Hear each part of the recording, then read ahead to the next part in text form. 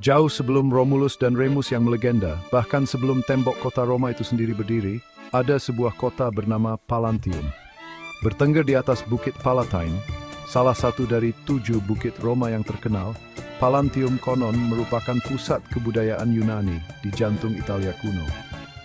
Asal-usul kota ini bukan berasal dari bangsa Latin, orang-orang yang secara tradisional dikaitkan dengan berdirinya Roma, melainkan dari seorang tokoh bernama Evander, seorang pangeran yang berasal dari Arkadia di wilayah Peloponnesos, Yunani.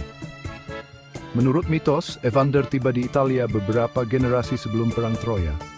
Ia adalah sosok yang berbudaya dan terpelajar, membawa serta pengetahuan tentang tulisan, hukum, dan pemujaan terhadap dewa Yunani Pan. Evander lah yang setelah menetap di Bukit Palatine, mendirikan kota Pallantium yang dinamai menurut nama kakeknya atau dalam beberapa versi menurut nama putranya Pallas. Kisah Evander dan Pallantium ini, meskipun tertanam kuat dalam tradisi Romawi, sangat berbeda dari kisah Romulus dan Remus yang lebih familiar. Jika yang disebutkan terakhir berbicara tentang pembunuhan saudara, perang, dan kelahiran kota yang penuh kekerasan, maka yang pertama mengisyaratkan fondasi yang lebih damai, bahkan intelektual. Hal ini menunjukkan masa ketika pengaruh Yunani mengalir bebas ke semenanjung Italia, membentuk lanskap budaya jauh sebelum kebangkitan Roma ke tampuk kekuasaan. Namun, terlepas dari ketenarannya dalam mitologi Romawi, keberadaan Pallantium tetap diselimuti ketidakpastian. Tidak ada bukti arkeologi definitif yang ditemukan untuk mengonfirmasi keberadaannya, membuat para sejarawan dan arkeolog bergulat dengan pertanyaan, apakah Pallantium adalah cikal bakal Roma yang sebenarnya, atau hanya produk dari pembuatan mitos? Legenda Pallantium menemukan ekspresinya yang paling abadi dalam Aeneid, puisi epik Virgil yang merayakan asal-usul Roma. Ditulis pada masa pemerintahan Augustus, Aeneid berfungsi sebagai bagian yang kuat dari propaganda politik yang menghubungkan kekaisaran Romawi yang baru didirikan dengan tokoh-tokoh heroik dan narasi besar masa lalu. Dalam penuturan Virgil, Aeneas, pahlawan Troya yang lolos dari kehancuran kotanya, tiba di pantai Italia yang ditakdirkan untuk menemukan bangsa baru. Ia bertemu dengan Evander, yang kini menjadi raja tua yang memerintah dengan damai atas Pallantium. Evander menyambut Aeneas dengan tangan terbuka, mengenalinya sebagai sesama orang buangan dan keturunan para dewa. Pertemuan antara Aeneas dan Evander ini penting dalam berbagai tingkatan.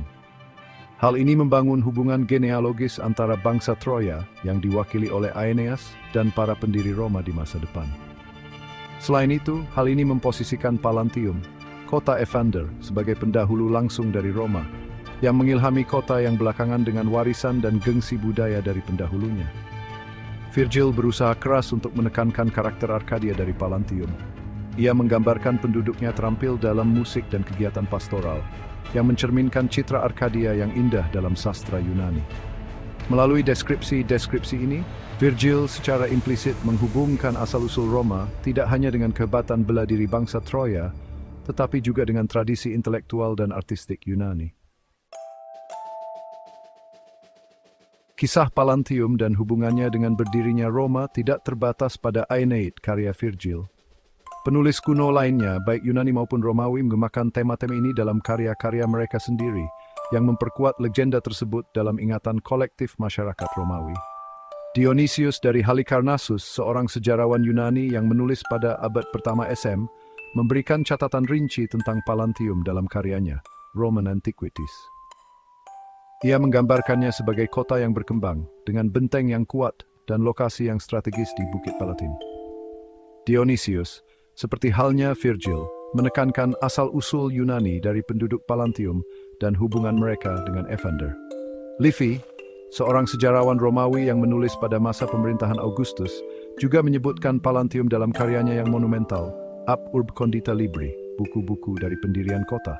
Meskipun mengakui legenda Evander dan kotanya, Livy menyatakan keraguan mengenai keakuratan sejarahnya. Ia mencatat bahwa cerita tersebut terutama didasarkan pada tradisi dan kurang memiliki bukti konkret. Terlepas dari keraguan Livy, masuknya Pallantium dalam sejarahnya menggarisbawahi menyebarnya legenda tersebut. Hal ini menunjukkan bahwa bahkan pikiran skeptis seperti Livy tidak dapat sepenuhnya mengabaikan cerita yang sudah begitu mendarah daging dalam kesadaran Romawi.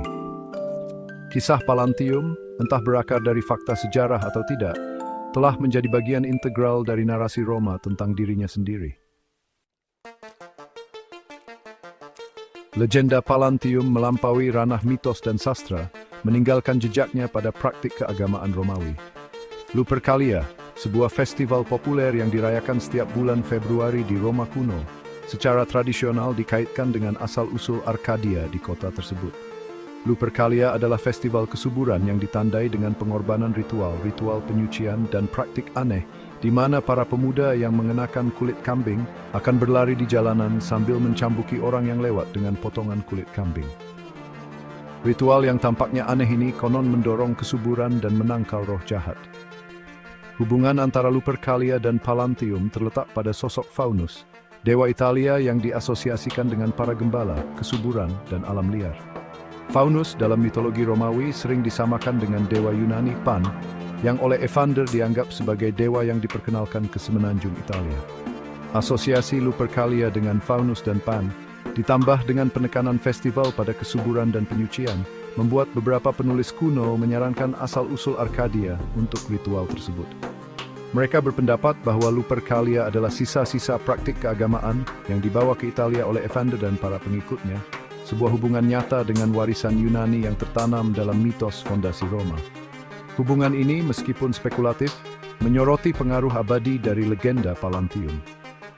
Hal ini menunjukkan bagaimana narasi mitos tentang masa lalu Yunani di Roma dapat meresap ke dalam berbagai aspek budaya Romawi, membentuk praktik keagamaan, dan memberikan rasa kontinuitas dengan zaman heroik yang jauh.